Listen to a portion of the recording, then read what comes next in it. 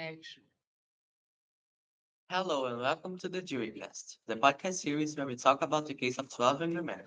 I'm Mateus and I'll be the host today. I'm Davi and I'll be the co-host.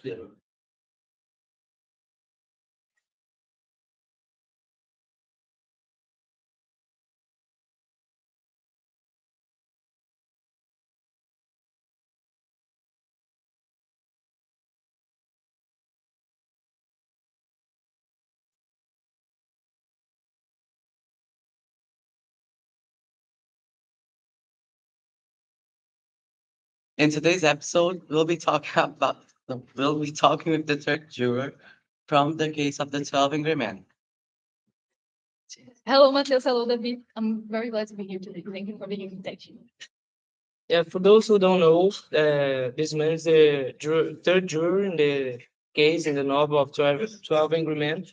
And he is probably the most interesting character in the novel, in the entire novel, because he was the last one to say that the boy was not guilty.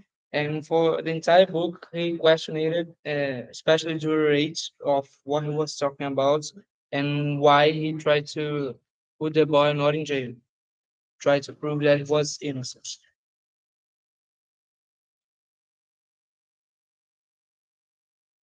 So, for the first topic, we're going to ask you, did you talk to any other juror after that, or did you just ignore them and go home and It's a very different question, but yes, I did. I talked to juror eight after the trial. But after the trial, I decided to take some time to think about myself and all the things that I did because I really wasn't the best person in the trial. So after thinking a lot about all the things that I've done, I decided to talk to juror eight.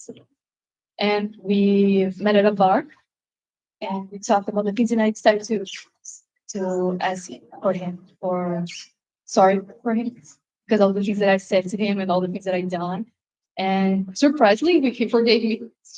Really, that's really unexpected to him to forgive you. Yeah, Yeah. but now we talk. Sometimes we talk. We're kind of a friends. After the case, do you still think like maybe you should have done something different on the jury room or said something or explained better your point of view or you were just angry about your son? You think we're impartial or something in the case? I think I was really impartial and I let all that prejudice that I had. Uh, think that the boy was guilty and about all the things that I had with my son and how I treated him. And I am pretty sure that I was influenced by all this stuff. Talking about your son, how is it? Did you talk to him? Did you try to contact him? Yes, I did try to contact him. I called him for his surprise. I called him and we met at a park that I used to take him as a kid. We talked about everything. We talked about, I discovered that he had a wife and she was pregnant. Yeah. And we talked about it and I said I'm sorry to him about the slap and everything. And that I leave him. I said I'm sorry like 100 times. And he forgave me. And now we're talking and I'm planning to live next to him. This part with your son in the whole book and your history with him was really emotional, especially to me and Matilda as well, because I have a nephew and like seeing that you didn't talk to me at all for 2 years, 2 entire years was really shocking to me, and I think of how I need to talk more with my nephew and give him more attention and spend more time with him. Yeah. So, Yeah, me as well. I have a daughter. She's 16. She's attending to Manhattan High School. And I was thinking about her the entire time while I was reading or watching the movie. And I think it was really must have been really difficult for you to judge a child when you haven't talked to yours in years. yeah, it really made me sad thinking about I kind of saw the boy that was being judged to me because I was, you know, really looked like the case with me and my son, how the fight that we had. So it made me really emotional to talk about all that. In the book, when I read the book, I really got emotional. I couldn't read it because it made me so sad. Yeah, you should give more attention to that. Things are good. Oh, now that we discussed 2 points, before we continue, I want to give have something of idea, like uh, talking to our sorry, talking to our sponsor today. That is Funko. That is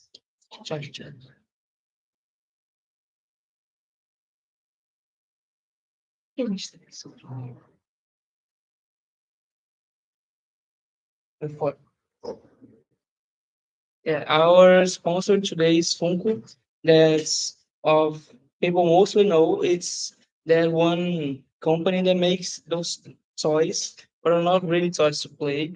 More of collectors and people who really like culture pop because here they do toys about uh, films, series, games, and everything that you can think of, books.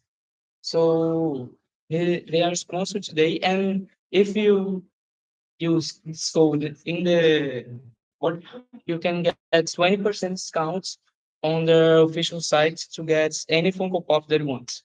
And they also told me something that's yeah, you can say that. You tell this friend. We're happy to announce that Funko is officially launching the whole collection of the 12 jurors and the foreman of the 12 jurors to the newest collection of Funkos. That's all. We don't have images, they didn't share with us, but they shared the news that they will release like in the next month a new collection. Let's get to our break.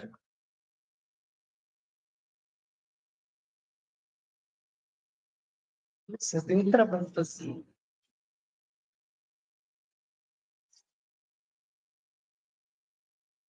Vai não.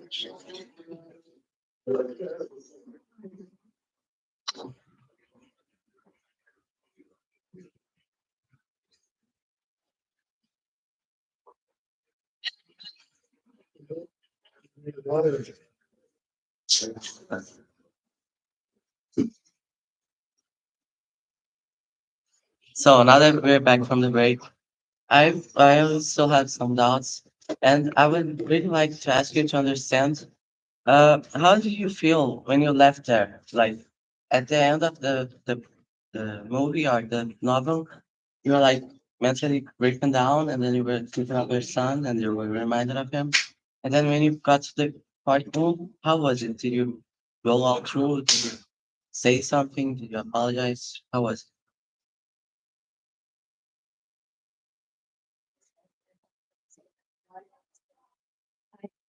Thought that the boy was 50 at the time, but it wasn't because of the boy. I at first all the things related to the case, and of course was telling that it was boy's fault. But after some time about all the stuff that Joel A said, even though I did something about it just after that I got out of the courtroom, I saw that it was just prejudice and all the things that I had with my son.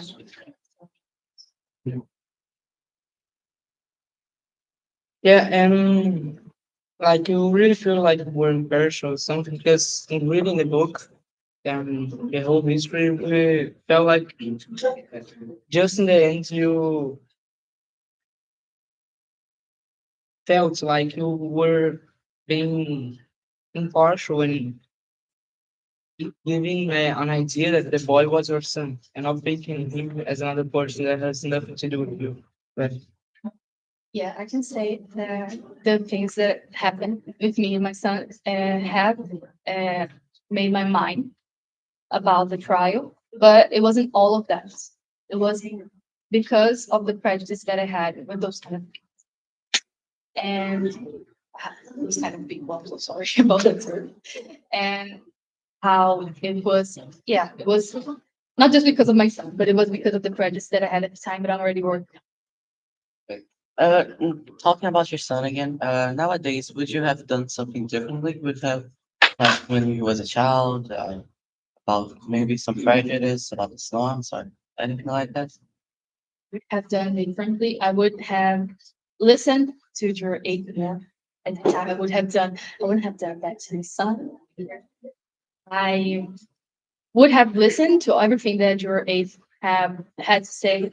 And because he was right all along, he did gave all the proof that he had. And he was right about the boy being not guilty. Was everything in front of me, but I couldn't see it. It was all of the things that had already happened to me. But yeah, I would have done it.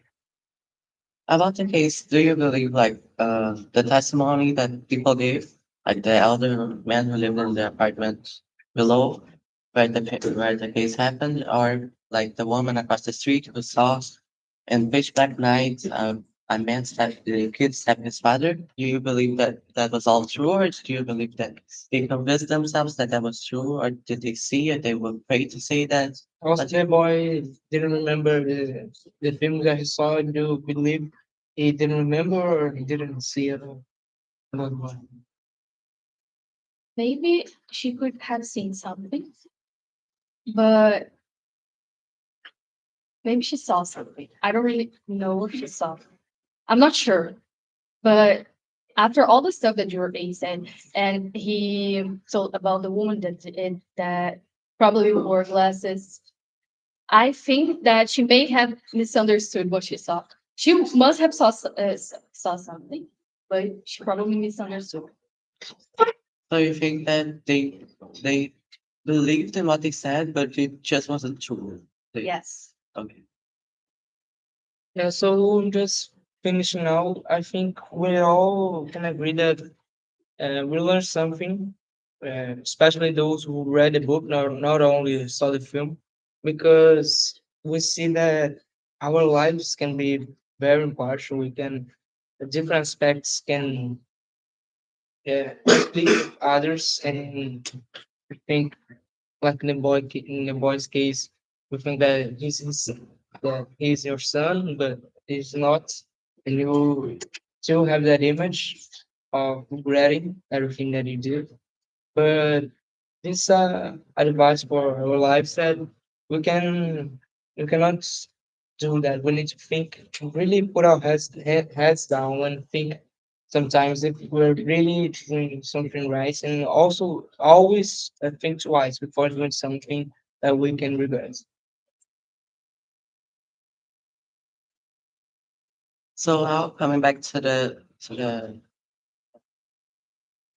So the subject that you said your son now has a wife.